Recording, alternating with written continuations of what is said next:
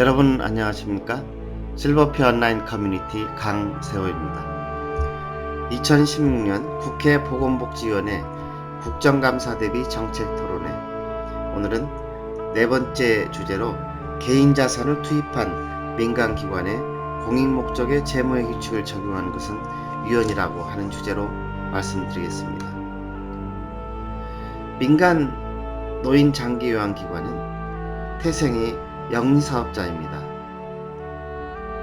민간을 아무리 비영리로 포장해도 태생은 영리입니다. 지난 5월 19일 국회 본회의에서는 재가기관, 민간기관의 한 유형인 재가기관의 재무규칙을 적용하는 것을 골자로 하는 노인장기요양보험법 일부 개정안이 통과가 되었습니다. 그래서 현재 보건복지부에서는 이 하위 법령, 하위 재무규칙을 만들기 위해서 TF가 구성이 되어 작업을 진행하고 있습니다. 그렇지만 민간 입장에서는 분명하게 아직 끝나지 않은 영리 비영리 논쟁이라고 하는 주제가, 한쪽은 하위 법령을 통해서 민간 노인 장기요양 기관에 적합한 그런 재무규칙을 만들어보자 하는 파가 있고, 또 한쪽은 절대 민간기관의 비영리를 근간으로 하는 재무규칙을 적용하는 것은 위헌이라고 하는 주장이 있었죠. 그래서 우리가 이 문제를 해결하기 위해서는 그간 진행되어 온 경과를 좀 살펴볼 필요가 있습니다. 첫 번째 포인트는 장기요양기관의 요양사업, 장기요양사업은 처음 분명히 영리를 목적으로 시작이 되었습니다. 수익사업으로 시작이 되었다는 것이죠. 그래서 앞에 수가에서도 말씀드렸지만, 만일에 정부가 장기요양사업이 비영리사업이고 비수익사업이라고 했다면 거의 대부분이 참여를 하지 않았을 것입니다. 그래서 제도 초기에는 보건복지부의 권유로 수익사업자로 출범을 했고, 분명히 고유번호증 있는 사회복지법인이나 비인가 로또시설도 수익사업으로 출발해서 사업자 등록증을 가지고 있었죠. 그래서 얼마 있다 보니 기획재정부가 사회복지법인과 비인과 로또시설에 고유번호증을 다시 부여해가지고 3.3%의 소득세를 면제하기 시작했습니다. 그리고 조금 지나서 노인복지법 적용 장기요양기관에 공익목적의 사회복지시설에 적용하는 재무회계규칙을 적용하는 그런 개정안을 통과시켰습니다. 국회가. 그 다음에 조금 지나다 보니까 장기요양기관의 소득세 면세를 위한 세법 개정을 해서 정부는 차근차근 영리사업을 비영리사업으로 전환한 작업을 진행했던 것입니다. 그래서 2012년 7월에 재무규칙이 통과가 되었지만 그것을 바로 적용을 하고 있지 못하다가 2014년도에 이를 적용하기 위해서 2013년 말부터 시설기관의 재무규칙을 본격적으로 적용을 하기 위해서 한국노인장기요양기관협회를 통해서 전국 교육을 실시하게 됩니다.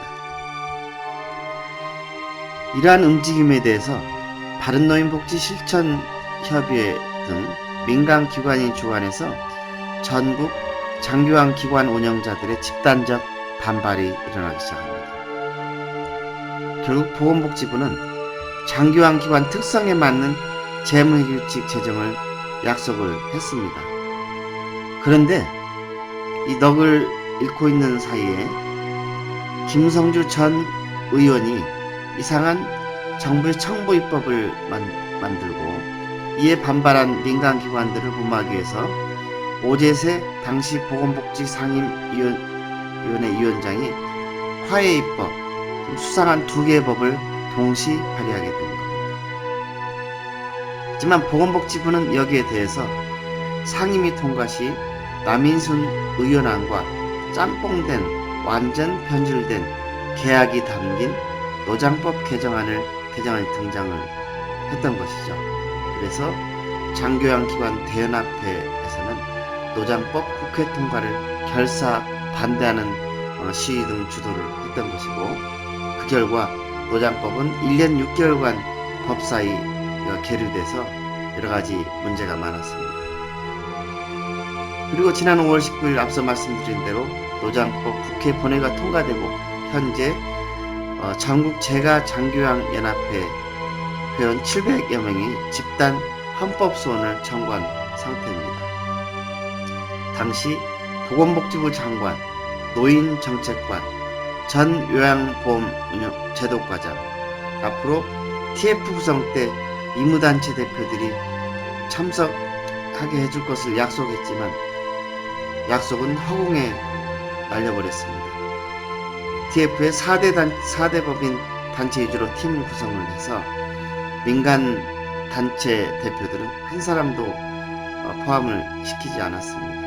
그래서 재무에게 실무 TF에는 단장의 노인정책관, 그 다음에 복지부에는 요양보험제도과장, 요양보험운영과장, 사회서비스 지원과장 등이 참석하고 있고, 한국재가노인복지협회는 차지숙 시흥동 성당 데이케어 센터장, 한국노인장기요양기관협회에서는 김철희 미소요양원 원장, 노인복지중앙에서는 이은주 중앙회 사무총장, 한국재가장기요양기관정보협회에서는 남정태 이사, 전문가 그룹으로 임은실 대구보건대 간호학과 교수나 양미선 육아정책연구소 부연구위원, 이현주 보건산업진흥원 연구원, 손혜진 삼덕회계법인 상무이사, 그리고 공단 관계자로서 신일호 요양운영실장과 이정석 건강보험정책연구원 장기요양연구실장. 이 TF의 면모를 보면 전문가가 없습니다. 전문가가 없는 TF가 어떤 정책을 바로 낼 수 있을지 의심스럽습니다. 이 재무의 규칙에서 민간기관들이 주장하는 것은 투명성은 보장하되 민간의 수익성과 민간의 자율성을 보장을 해야 된다고 하는 것입니다. 이 말이 무슨 말이냐면, 보건복지부 말대로 투명성은 유지하되 공익목적의 사회복지법인이나 기관들이 적용하는 재무규칙을 그대로 좀 손을 보지 않고 그대로 민간기관에 적용하는 것은 결사 반대입니다. 왜냐하면 이 재무규칙은 민간기관의 수익을 인정하지 않고 민간기관을 수익 0으로 설계된 그런 개념이 이 하위 법령에서 수익을 인정해준다고 하지만 사실은 민간의 자율성을 억압하는 굉장히 많은 그런 항목이 포함되어 있습니다. 한 예로 들면 어느 밴드에서 굉장히 울분을 토하는 회원들의 말씀을 그대로 전해드리면, 민간이 자기 전 재산을 투입해서 만든 그런 시설에 직접 인력에 해당되지 않은 시설 대표는 급여라든지 이익금을 가져갈 수 없는 체제라는 것이 말이 됩니까? 북한도 그렇게는 하지 않을 것입니다. 사회복지 국가에서도 없는 그런 아주 험악한 일들을 우리나라 보건복지부와 국민건강보험공단이 저지르고 있습니다. 그래서 민간의 수익을 확보하고, 수익이란 토지 초기 투자 비용이라든지 은행 차입금, 이익금 이런 것들을 보장해야 되고, 민간이 공익과 구별돼서 자유롭게 운영할 수 있는 제도가 보장이 돼야 됩니다. 상기 TF 역할과 과제가 미흡시는 민간 임무단체연합은 끝까지 싸움을 지속을 하게 될 겁니다. 시설기관과 시설기관이 헌법소원 등 신재무규칙을